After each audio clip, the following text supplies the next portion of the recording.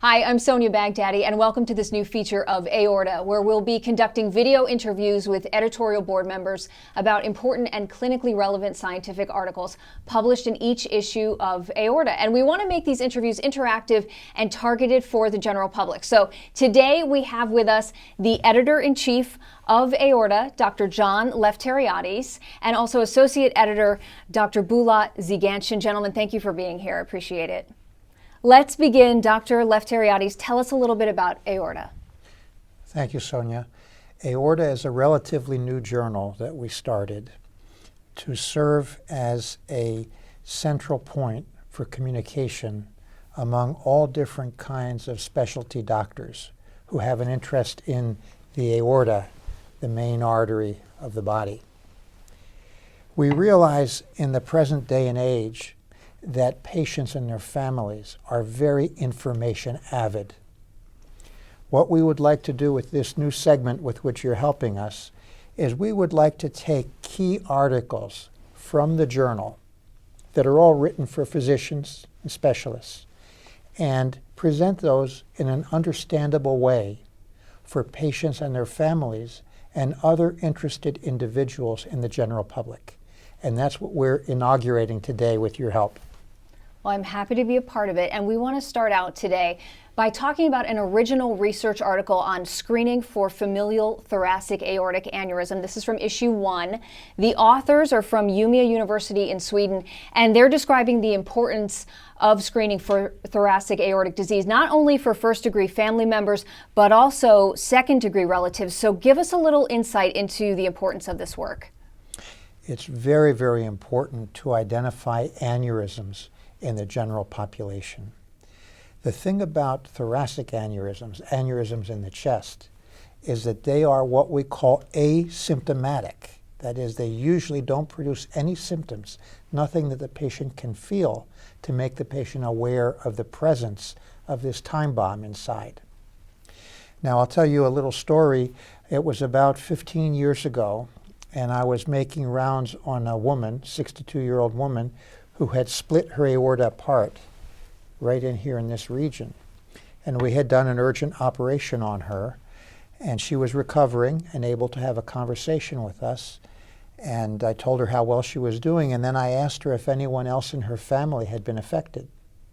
And she said, "Well, doctor, don't you remember 5 years ago you operated on my own mother?" And I had no recollection of that. And then I asked her, "Ma'am, is there anyone else in your family who's been affected?" And that's when the tears started to flow, Sonia. We couldn't console her. And after a good number of minutes, we were able to find out what had affected her so emotionally. And that's when she said, "Doctor, I don't know. My little girl, they told me it was her heart." And it turned out that her 12-year-old daughter was the youngest human being ever to die at our institution of the same tear of the aorta. So there we had 3 families, 3 generations in one family affected by splitting of the aorta. And that's what clued us in to start looking more thoroughly for a family pattern. The short part of it is, the short story, is that we found that there is a very strong familial tendency. And that's why family screening, like reported in this article, is so vitally important. You talk about family pattern, and in the article it mentions that about 20% of patients with thoracic aortic disease do have a first-degree relative with a similar disease. So can you tell us a little bit more about the genetics of the disease? Yes. That number, 21%, has been constant throughout years of our research. That is, if I have a thoracic aortic aneurysm, there's a 21% chance that someone in my family also has been diagnosed with an aneurysm. Imagine, if you will, Sonia, how high the real number is, because most family members have never been tested. So aneurysm disease is transmitted in what we call an autosomal dominant pattern. That is, it's a very powerful pattern, so that 1 out of 2 offspring would be expected to be affected. It's a very, very powerful genetics. And we've gone on to study the genetics very, very intensively since that time. So what would you say is the best way to scan for this disease? Is there a blood test or a type of scan specifically? Yes. The most effective way that we have available now is to have an X-ray study of some kind. The easiest one is an echo, which is done with a probe right here and some jelly. It's painless, it's fun to have, and our technician demonstrates your heart on the screen. And you know, every baby who's born today has at least a dozen echoes before coming out of the womb. So that's an easy way. The echo, however, can only see this part of the aorta, about 3 inches worth at the beginning of the aorta. To evaluate the remainder of the aorta requires a 3-dimensional scan that can visualize the internal parts of the body in the chest and the belly. And we use a CAT scan for that, a CT scan. And what we recommend for family members below the age of 40, just the echo is enough. For family members above the age of 40, we recommend the echo and the CAT scan. Now, the manuscript, the authors suggest that screening at a younger age might not actually reveal the presence of an enlarged aorta. So in this case, would you say that only older patients should be screened? Well, I think it's very important that the authors have highlighted that discrepancy. What it means is that a child or a young adult may not have been growing long enough to manifest the aneurysm.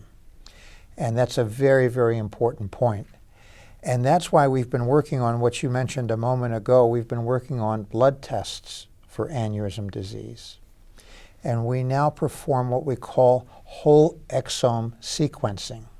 And you may remember about 12, 14 years ago, there was a race to read the first human genome. And there was a consortium of universities that used up about $300 million. And then there was a private company in California that did it for a much smaller number. And the first human genome ever to be sequenced, to have every single one of the 2.2 billion letters read, was that of the president of that company, Craig Venter. And that was at a cost of millions and millions and millions of dollars. The key is that now, reading the whole coding portion of the genome, every one of the letters, has become quite cheap, comparatively speaking. And it can be done for about $7,000. So now we recommend that when there is an aneurysm in the family, all close family members, that is brothers and sisters, parents, children, maybe nieces, nephews, and cousins, be tested to see if the gene has been passed on to them. We have crossed a threshold now with the availability of this new genetic sequencing test, crossed a threshold into diagnosis of aneurysm disease at the most fundamental level. Okay, so let's now move on to our second article. This is from the first issue of Volume 3, and this is a case report of your colleagues at Yale. It's entitled Ruptured Pneumococcal Aortic Aneurysm Presenting as ST Elevation Myocardial Infraction. So explain to us the importance of this article and why you selected it for today's discussion. Thank you, Sonia. This is a very important case report, and it addresses an important topic on the challenges of diagnosing aortic emergencies. In this particular case, the patient presented to the emergency room with symptoms of a heart attack. And this diagnosis was also supported by a test called ECG, which either rules out or confirms the presence of a heart attack in a patient. So this patient, upon presentation, was immediately treated as though having a heart attack and was put on multiple drugs that thin the blood thinners. However, while the patient was in preparation for being taken to the cath lab, where a stent would have been placed in the heart, a chest X-ray was performed, and the chest X-ray showed a suspicious widening of the structures right in the middle of the chest, and this is exactly where the aorta is. And at that point, the physicians suspected that this might be a case of an aortic emergency. Right away, a CT scan was performed, and a case of an aortic rupture was discovered. So instead of taking the patient to the cath lab, the patient was taken emergently to the operating room, and the ruptured aorta was replaced.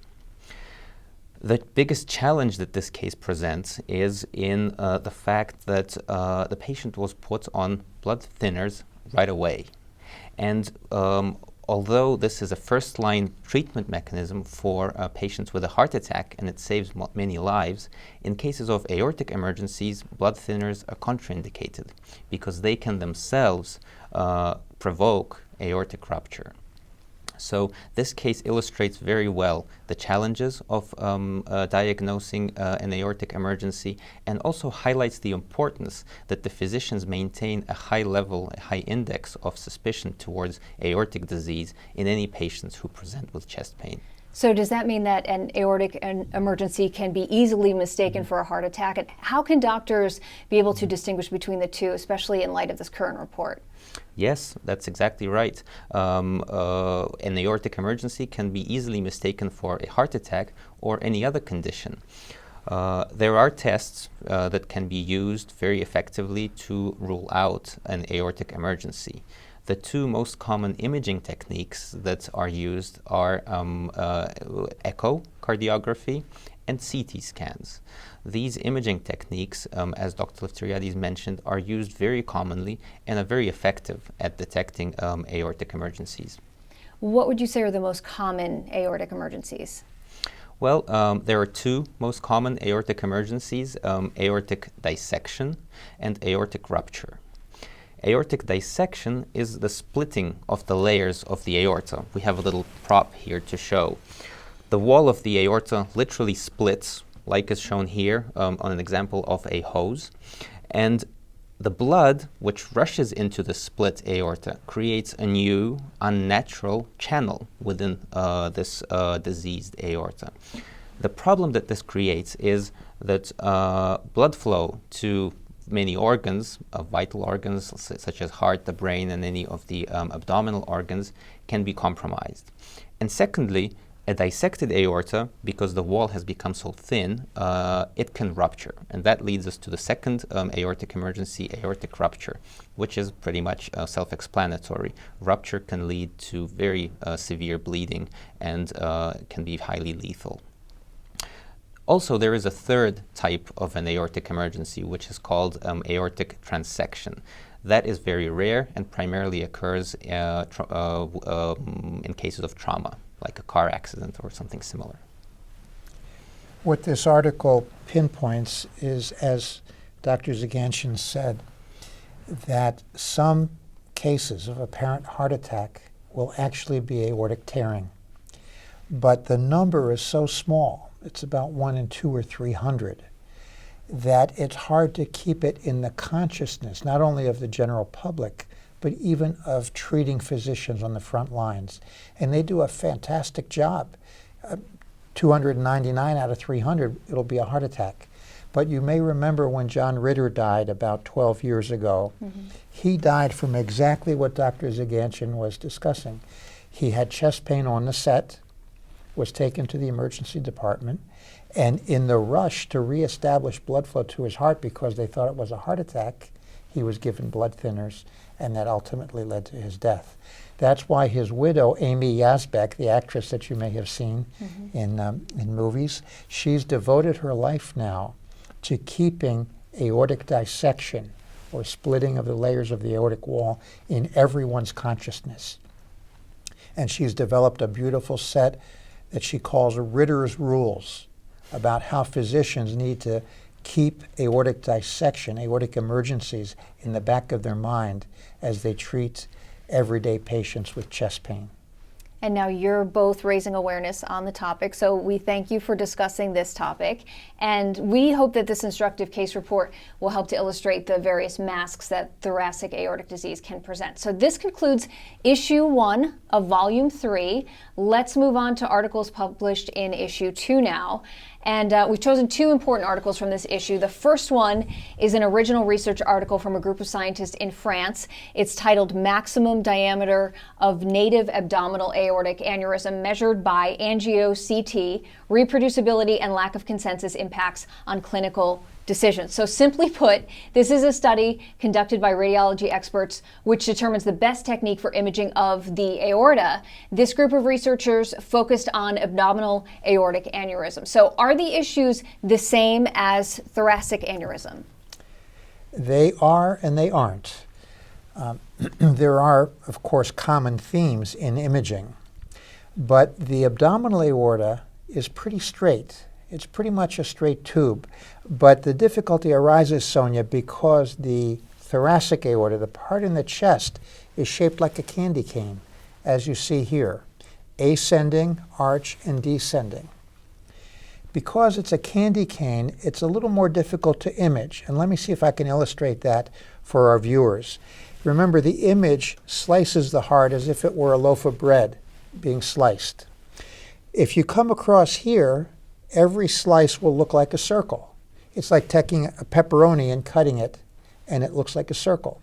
But if an image inadvertently slices through here, it'll look oblong, like a hot dog, rather than a piece of pepperoni. So a measurement taken through here, inadvertently through the curvature of the aorta, will give an exaggerated maximum dimension. So those are some of the particular difficulties with regards to imaging the thoracic aorta compared to the abdominal aorta. And also, based on the data that's presented in the manuscript, aortic size is really important in determining how a patient will be treated. It says that smaller aneurysms are usually watched and treated medically, while larger ones do need to be removed surgically. So tell us a little bit more about the role of the aortic size for thoracic aortic aneurysm. With an aneurysm, we want to operate in time before rupture has occurred, but we don't want to operate too early because it's a big operation, and we'd rather not subject a patient to that for a variety of reasons unless it's really necessary. So for the last 18, 19 years at Yale University, with Dr. Zaganshin and other colleagues, we've been working towards identifying when is the aorta big enough to need to be removed. For our general public viewers, an easy answer is if it's as big as a Pepsi can, it should come out. A Pepsi can is exactly 6 centimeters in diameter. Now let me clarify further for our viewers. The aorta should never be greater than 3.8 centimeters. It just doesn't happen for a normal aorta. Up to 5 centimeters, the aorta is pretty safe. The risk of its tearing is pretty small. Between 5 and 5.5 we think of as the yellow danger zone. If you picture in your mind a pressure gauge on a tank or the tachometer on your car, the yellow zone is the early danger zone, and that's from 5 to 5.5. Above 5.5 centimeters is what we call the red zone, the high danger zone, where it's very likely that that aorta will split, as we've shown you with this heater hose. So bottom line, if your aorta is coming close to the dimension of a Pepsi can, the risk of rupture is quite high, and it should be removed. Tell us about modern imaging modalities. Do they allow for accurate aortic measurement? And also, are there any limitations that doctors and the general public should be aware of? Yes, indeed there are. Thank you for that question. You know, patients come to my office very well informed, extremely well informed. And they'll come in and they'll have read all of their reports. They'll have an echo report that shows 4.5, a CAT scan report that shows 4.9, and they're very upset. They can't figure out why, on something that has to do with their health and safety, there's a discrepancy. What I would remind our viewers is that, remember, we're measuring something that's living, it's beating, you're breathing, it's moving, and we can't measure it the way an engineer can measure the piston in your car to 5-6 decimal points. We're lucky if we can get a couple decimal points either way. 4.6 and 4.8, can we really tell the difference? Probably not. So I'm imploring our viewers to be understanding that not all of the measurements will be totally consonant. And that's the job of their caregivers, the doctor that they're seeing, to interpret their findings and make recommendations. It's the job of that doctor to correlate all of these discrepant readings in his mind and put them together into a coherent whole. Okay, well, moving on, and this year's second issue of Aorta includes several articles that are related to abdominal and thoracoabdominal aortic disease. So this next article that we'll be discussing is an invited state-of-the-art review written by a group from the University of Pennsylvania. And the title of the review paper is Visceral Debranching for the Treatment of Thoracoabdominal Aortic Aneurysm. This paper was delivered as an oral presentation at the 40th Annual VEITH Symposium in November 2013 in New York. So, Doctor, tell us, how are thoracoabdominal aneurysms different from thoracic and abdominal aneurysm? I'd like to show you, Sonia, and our viewers this diagram. This shows the entirety of the aorta, the candy cane part that we talked about, the descending thoracic aorta. This is the abdominal aorta. And please note that the abdominal aorta has important branches which supply your liver and spleen, your stomach, your intestines, your kidneys, and then down at the bottom, your legs. So you can't just replace that aorta without reestablishing blood flow to those organs. And that is a feature that renders these operations in a way complex and in a way dangerous. We mentioned debranching. So can you explain to us the meaning of the words debranching and also hybrid repair? The authors of this article speculate that this is an alternative approach to treating patients with such aneurysm. Yes, let me try to clarify that. The traditional operation that's been done since it was developed by Cooley and Crawford and DeBakey and others about 35, 40 years ago involves making a large incision in the chest and the abdomen and actually replacing this with a traditional graft like this. The graft is stretchy, it seems delicate, but it's very, very strong and it lasts a lifetime. And when we put that in here, Sonia, we sew each of those branches to this graft. It's painstaking work, but it can be done very, very safely. But medical science, understandably, in the present era, has sought treatment alternatives to perhaps avoid a big operation like that. One of them is endovascular grafting, where a graft is passed on a stick through the great arteries of the body and just allowed to deploy there like a ship in a bottle. And I can show you one of those. We actually have one right here. So this is passed up through the large artery at the top of the leg all the way into the body. And then by cranking here, it deploys a graft. And of course that's easier because there's no incision in a body cavity. But then one has to create or break through that graft to supply blood to the branches, and that's difficult. So medical science has found another alternative, which is to deploy that graft and then do only an abdominal incision and run small bypasses to all of the internal organs. And that's called a hybrid, because there's an endovascular graft plus there's an open operation, but a simpler one.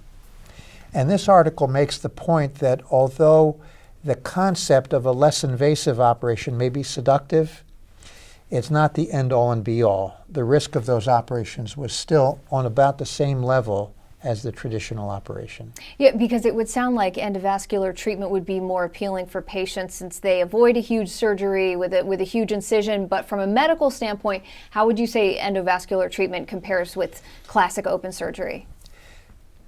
That's a very good question. I think that in simple terms, one can say that you get what you pay for.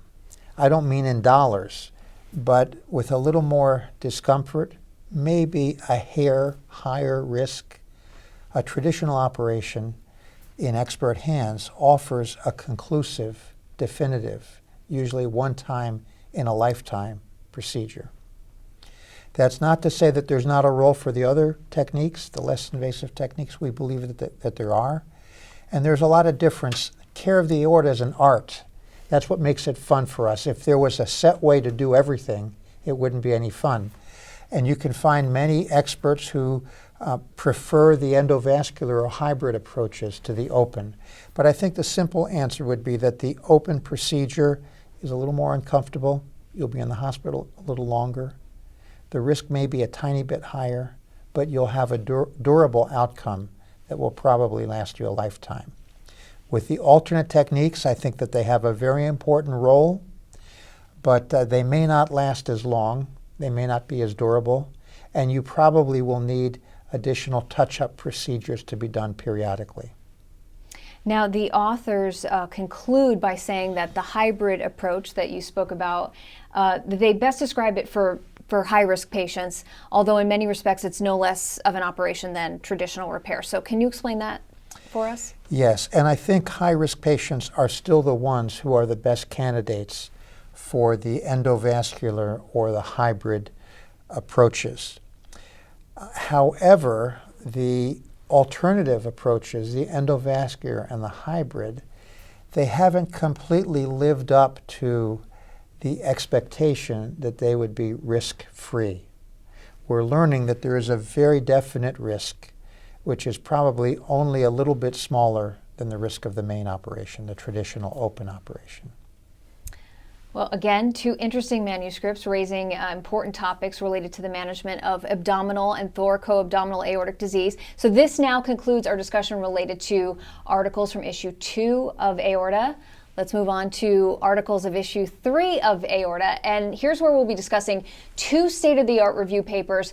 The first paper is from Christiana Hospital in Newark, Delaware. It's titled Dissecting the Dissection Towards More Comprehensive Decision-Making Methodology for Thoracic Aortic Disease. Dr. Ziganshin, let's start out by explaining what exactly an aortic dissection is, and is that the same thing as a dissecting aneurysm? Thank you, Sonia. An aortic dissection is, as we've discussed, a pathologic and abnormal splitting of the layers of the aorta. It should not occur in any human being. When it does occur, it creates the false channel where blood flows as well as in the natural channel of the aorta, and this provides a compromise for blood flow to organs, and especially sometimes vital organs such as the heart or the brain. Also, dissection can lead to aortic rupture, which is a catastrophe bound to lead to fatal bleeding, and unless an emergent surgery is performed, those conditions can be highly lethal. There are 2 types of dissections that physicians distinguish, type A and type B. This classification is purely anatomical. I would like to refer to our image to explain this a bit more.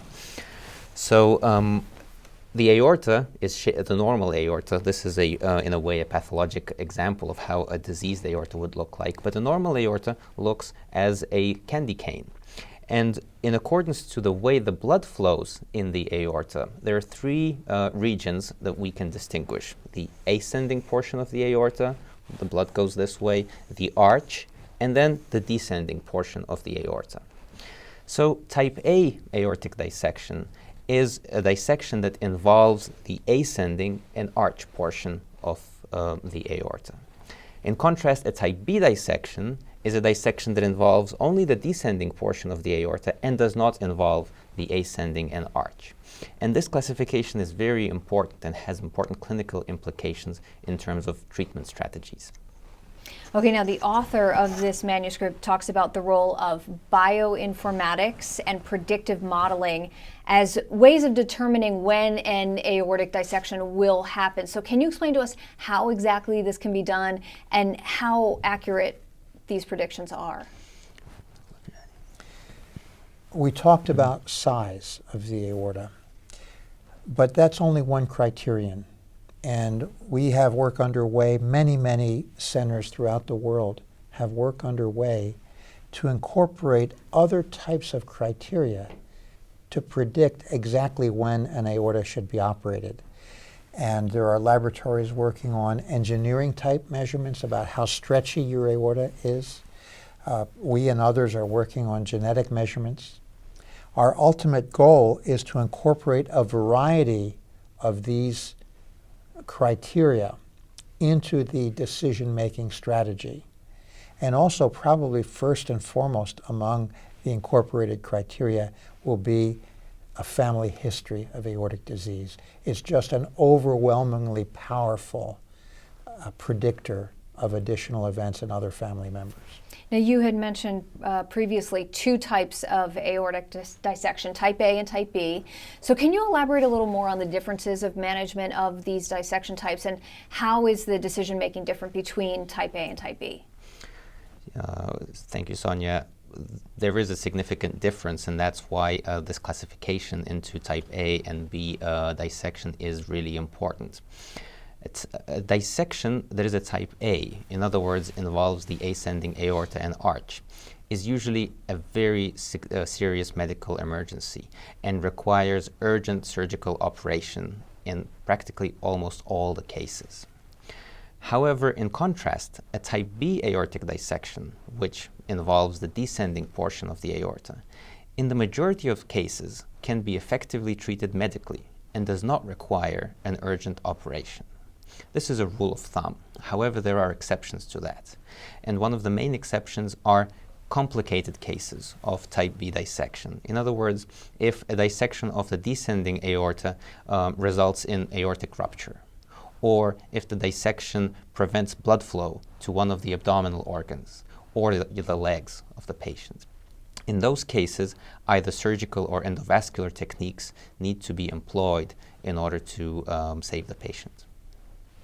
Now, the next article that we're going to be discussing from issue 3 is from a collaborative research group in Beijing, China, and from Yale University. The authors are presenting a state-of-the-art review called Open Stented Grafts for Frozen Elephant Trunk Technique, Technical Aspects and Current Outcomes. This sounds like a very surgically oriented article, so tell us what the main message of the review paper is. It is indeed totally surgically oriented. There is a wonderful surgeon in Beijing by the name of Dr. Sun. And in China, they have very well organized regionalization of care, so that his Aortic Institute really collects patients from a radius of thousands of miles. And he has a very large experience with dissections. His number one specialty is dissections of the ascending aorta that my colleague Dr. Zaganshin was just describing. What he has done, Dr. Sun, is he's developed an interesting way to graft not only the ascending, but to graft all the way around into the descending. And our specialty is trying to determine whether that should be the new gold standard for the operative treatment of type A dissection. If you're a viewer of this program, I bet there's a pretty good likelihood that someone in your family has suffered an aortic dissection. And a lesser procedure than this article discusses to replace this part of the aorta, that's enough to save the patient's life, and that's job one. What medical science is exploring now, and what that paper explores, is whether we should try to do a little bit more. The answer's not in yet. The answer is probably in experienced hands, a little bit more may be worth doing. But if you're a family member, if your loved one has had a smaller portion of the aorta replaced, that's perfectly fine, because job one is to take out this part that's prone to rupture and deliver a live patient to the ICU. Tell us about the term frozen elephant trunk. It doesn't really sound like a medical term. So what exactly does that mean? Where did this name come from? Go ahead. The traditional way, when we do a little bit more, as we just discussed, and we leave this in here, we leave it dangling. So it's not frozen, it's free. And if we need to do something further, it's available to us as an absolutely rock-solid foundation for further grafting down the aorta. The frozen elephant trunk has a spring built into this graft. So as soon as it's placed there and deployed, it's frozen in the sense that the spring pushes it up against the aortic wall. And that's a further modification that's being explored largely in Europe. Europe is ahead of us, Sonia, for most new devices because the FDA is very cautious in approving new therapies for our protection. And we are just about to begin clinical trials of this spring-loaded frozen elephant trunk in the United States. So what types of thoracic aortic diseases can be treated with this frozen elephant trunk technique? Largely aortic dissections like we've discussed and selected aneurysms, just enlargements without dissection. Now, you had explained previously that some patients with type A aortic dissection have the entire length of their aorta split into two what are called lumens. The surgical technique that the authors are describing in this article seems to allow replacing a large part of the diseased aorta during that same procedure. So can the entire aorta be replaced at the same time, or what would you say are the preferred limits to the extent of aortic replacement during one surgery? Yes. In a type A dissection, the critical part is to keep the patient alive, and replacing the ascending is enough. Extending to the descending is what's being explored now. To replace the whole aorta, the whole candy cane all the way down to the bottom of the belly, is a procedure that's been done maybe several dozen times and been reported in the medical literature, but it's by and large not a viable operation. One way to look at it is that the different parts of the aorta are in different zip codes. You'd have to have an incision in the chest, an incision in the belly, and combine the interventions that you do in the chest and the abdomen. And the short answer is it's really too much for a human being to tolerate at one time. So who is most suitable for frozen elephant trunk method? Is there a select group of people? Are all patients suitable for this? And also any complications specific to this method? Well, I think primarily patients with an aortic dissection are good candidates for frozen elephant trunk. Again, as Dr. Lefteriades mentioned, this should be done in experienced centers and in experienced hands because job number one is to save the patient, and in a life-saving procedure, replacing only the ascending aorta might be enough at this point. Frozen elephant trunk can also be effectively performed in patients with a significant serious aneurysmal dilatation, which involves not only the aortic arch, but extends from the arch into the descending portion of the aorta. In a sense, by doing that, the physician can eliminate a second step. So in the traditional way, the descending aorta and the ascending aorta would have been replaced as two different procedures. In this case, it would be just one. The potential complications, I think one of the most serious complications that frozen elephant trunk can incur is what's called paraplegia. Basically, this is a complication that arises from covering of the arteries that supply blood flow to the spinal cord. And as Dr. Lefteriades mentioned, when you deploy the stent graft into the aorta, you can't see which arteries are being covered. And if you, every patient and every individual has those arteries located in a different place, unless you know exactly where that artery is, and oftentimes it's very difficult to do. Sometimes those arteries can be covered by the stent and cause paraplegia. Paraplegia is a devastating complication which causes paralysis of the lower part of the body. Dr. Ziganshin, Dr. Lefteriades, thank you so much for this discussion. Appreciate it. We, of course, have covered a number of interesting findings and observations today regarding aortic disease. And I do want to remind viewers that all articles of Aorta can be accessed completely free of charge There's no registration required. Just go to the journal's website at aorta.scienceinternational.org, or you can search for Aorta Journal online. And for the general public, we encourage you to visit the website too, which now has a dedicated page with plain language information regarding the most important scientific findings published in individual issues of the journal. You can also check out the journal on your smartphone or your tablets.